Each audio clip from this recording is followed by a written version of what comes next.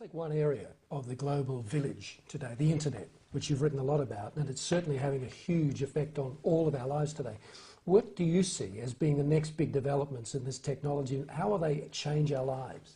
The next big development in internet technology is something that's really a whole generation on, and I'm going to call it RFID, Radio Frequency Identification Devices. And these things are the size of a grain of sand. They're complete computer systems. They have software, hardware, microprocessors. You can read and write to them. They will store information permanently. They've got operating systems. They've got radio aerials so that you can send and receive information. They're the size of a grain of sand, of a piece of grit. Now, this is happening very fast. In fact, Gillette in 2004 produced no less than 500 million of these new microscopic computers to put in their razor blades.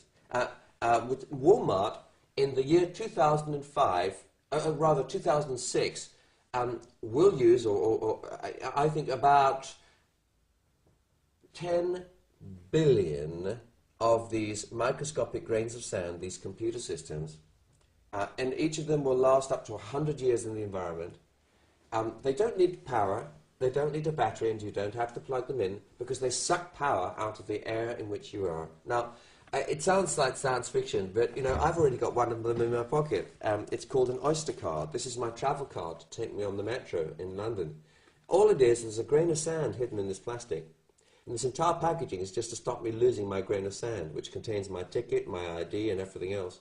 So you're talking about maybe 100 billion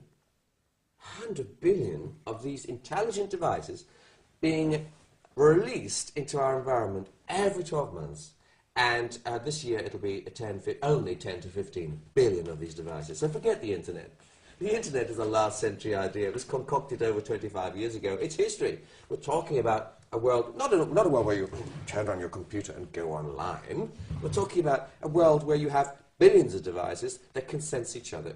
In your clothing, perhaps in your watch, in the room, that are able to communicate, are monitoring, listening, and responding. Now, that is a very big step forward. It has big implications for privacy, for human rights, for confidentiality, for all kinds of other things, but it's a trend and it's here.